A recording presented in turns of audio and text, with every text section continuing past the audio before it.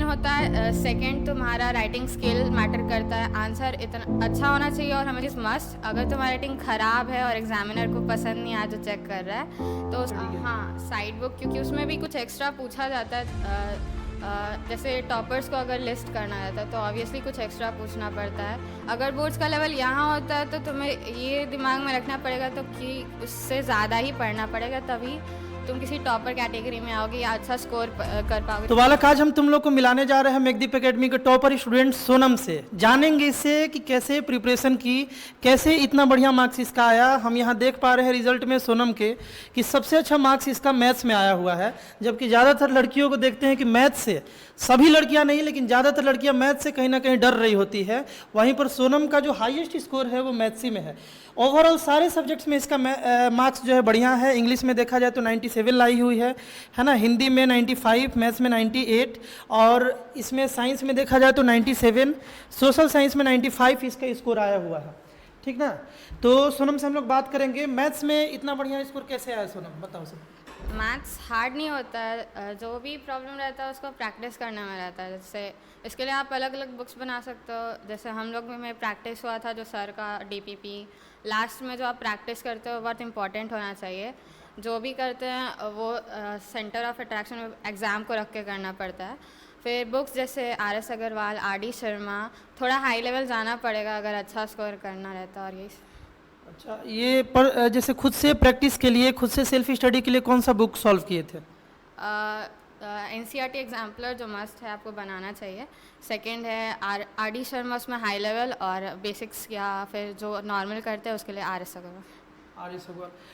कोई भी एक बुक अगर अच्छे से फॉलो करो और थोड़ा सा डीप में जा करके, क्योंकि आजकल जो है बोर्ड डीप क्वेश्चन पूछ रहा है कहीं ना कहीं, तो हर एक चैप्टर से रिलेटेड थोड़ा सा डीप जा करके अच्छे से अगर पढ़ाई करो तो बहुत ईजी है सोनम जैसा स्कोर करना। इंग्लिश के बारे में बताओ। आजकल इंग्लिश में ज़्यादातर बच्चों का मार्क्स इस बार भी इंग्लिश में डाउन हुआ है पैसेज वगैरह के चलते। इंग्लिश में भी तुम्हारा 97 मार्क्स है, ये कैसे आया, इसके बारे में थोड़ा सा बताओ। राइटिंग प्रैक्टिस और बेसिकली पैसेज जितना से जितना ज़्यादा सॉल्व कर सकते हैं उतना कर सकते हैं। यही मेन होता है। सेकंड, तुम्हारा राइटिंग स्किल मैटर करता है। आंसर इतना अच्छा होना चाहिए और हमेशा फ्लो में होना चाहिए। ये नहीं कि कहीं का कहीं घुसा दिया फिर कुछ और स्टार्ट कर दिए। तो जो होता है स्किल्स बेस्ड होता है। और राइटिंग इज़ मस्ट, अगर तुम्हारी राइटिंग ख़राब है और एग्जामिनर को पसंद नहीं आया जो चेक कर रहा है तो उसको इरिटेशन होने लगता है। तो उस चीज़ को भी जब आप लिख रहे होते तो आपको ये सब दिमाग में रख कर लिखना पड़ता है। मतलब कुछ भी आंसर लिखना है वहाँ पर आंसर में वर्ड्स क्या यूज कर रहे हो वो, और साथ साथ जो लिख रहे हो वो समझ में भी आना चाहिए, यानी राइटिंग भी बढ़िया होना चाहिए, तभी कहीं ना कहीं इतना अच्छा स्कोर हो पाएगा। साइंस में भी इसका बढ़िया है, सारे सब्जेक्ट्स में बढ़िया। साइंस के लिए कौन सा बुक, साइड बुक भी पढ़े थे खुद से सेल्फ स्टडी के लिए? हाँ, साइड बुक, क्योंकि उसमें भी कुछ एक्स्ट्रा पूछा जाता है। जैसे टॉपर्स को अगर लिस्ट करना रहता है तो ऑब्वियसली कुछ एक्स्ट्रा पूछना पड़ता है। नहीं तो बेसिक्स NCERT है और NCERT का क्वेश्चंस तो मस्ट बनाना चाहिए, क्योंकि कभी कभार डायरेक्ट भी आ जाता है। और जितना से जितना प्रैक्टिस कर सकते हैं। इस बार भी सर बहुत सारा क्वेश्चन प्रैक्टिस करे थे, उसमें से डायरेक्ट सेम क्वेश्चन उठा के आ गया था। अच्छा, साइंस में खुद से क्या किए थे? खुद से जैसे सेल्फ स्टडी के लिए कौन सा बुक यूज किए थे? हम लोग का जो स्कूल से प्रोवाइडेड था और मेरे को सबसे बेस्ट लगा स्पेशली फॉर बायोलॉजी, वो था लिविंग साइंस के लिए। लिविंग साइंस बहुत बढ़िया बुक भी है। सोशल साइंस में भी इसका अच्छा है। सोशल साइंस में ही मतलब ये बच्ची हर सब्जेक्ट में ही शुरू से ही अच्छी थी, हर सब्जेक्ट में। और सबसे बड़ा बात अगर हम बताएं इसके बारे में तो इसमें सेल्फ डिसिप्लिन बहुत बढ़िया था।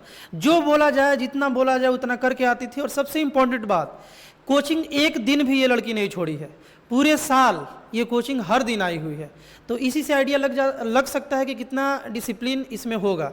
इसके साथ भी इसके दोस्तों का बर्थडे जरूर आया होगा, है ना, इसके आसपास लोगों का बर्थडे जरूर आया होगा। हर जगह ये एंजॉय भी की होगी, बट हर चीज़ को पहले ध्यान रखते हुए, अपने करियर को, अपने पढ़ाई को हमेशा पहले रखते हुए कहीं ना कहीं की, और इसका रिजल्ट आज आया। और कैसा लग रहा है लास्टली ये बताओ, तुमको इतना बढ़िया स्कोर करके कैसा लग रहा है? बहुत अच्छा, सबको अच्छा लगता है। सबको अच्छा लगता है। लास्टली क्या बोलना चाहोगे जो ऑफलाइन के बच्चे हैं, जो यहाँ ऑफलाइन पढ़ते हैं, उनके लिए क्या बोलना चाहोगे? उनको कैसे तैयारी करना चाहिए? अगर कोई एक बात बताना हो जो उनको पूरे साल ध्यान रखना चाहिए, क्या बताना चाहोगे? हम अपने जूनियर्स को बस यही बोलना चाहेंगे कि जो भी पढ़ाया जाता है उस पर ट्रस्ट करो। ऐसा नहीं है कि तुम लोग को जो एक्स्ट्रा पढ़ाया जा रहा है वो तुम्हारे कोई काम नहीं आएगा। अगर बोर्ड्स का लेवल यहाँ होता है तो तुम्हें ये दिमाग में रखना पड़ेगा तो कि उससे ज़्यादा ही पढ़ना पड़ेगा, तभी तुम किसी टॉपर कैटेगरी में आओगे या अच्छा स्कोर कर पाओगे, सर 95 एंड अबव। और जो भी पढ़ाया जा रहा है उससे थोड़ा सा एक्स्ट्रा जाया करो, डरा नहीं करो कि ये फालतू का जा रहा है, क्योंकि पढ़ना गलत बात तो नहीं है। और यही एडवाइस होगा कि डिसिप्लिन मेंटेन करके पढ़ना चाहिए हमें। मेनली अगर इससे सीखना है तुमको कुछ भी, सोनम से अगर सीखना है तो मेन बात यही है कि पूरे साल तुमको डिसिप्लिन रहना होगा। अगर अच्छा स्कोर करना चाहते हो, 95 प्लस करना चाहते हो, तो कहीं ना कहीं पूरे साल तुम्हें फुल डिसिप्लिन से पढ़ना होगा। और अगर कोचिंग में या कहीं भी किसी चैप्टर में थोड़ा हाई अगर जाया जा रहा है तो उसको भी मैनेज करके चलना होगा, उसको भी सीखना होगा, तभी कहीं ना कहीं तुम्हारा स्पीड बूस्ट होगा और तुम्हें पेपर कहीं ना कहीं लेंदी नहीं लगेगा। जब ये सोनम एग्जाम दे करके आई थी तो बता रही थी कि मैथ्स का पेपर 2 घंटा 15 मिनट 20 मिनट में ही ये लोग सॉल्व कर लिया था, जबकि बहुत सारे बच्चे 3 आवर में भी कंप्लीट नहीं कर पाए थे, उनका 2-3 क्वेश्चन छूट गया था। और ये लोग मतलब 2.5 आवर में मैथ्स का पेपर, साइंस का पेपर करके अच्छे से उसको मिलाया था लोग। इसके पीछे रीज़न ये है कि तैयारी बहुत बढ़िया हुआ था और प्रैक्टिस बहुत बढ़िया हुआ था। तो आई होप इस वीडियो से बालक तुम लोग सीखे होगे, मोटिवेशन मिला होगा और क्या गलती नहीं करना है पूरे साल ये भी तुम सीखे होगे। मिलते हैं बालक हम लोग फिर नेक्स्ट वीडियो में। बाय।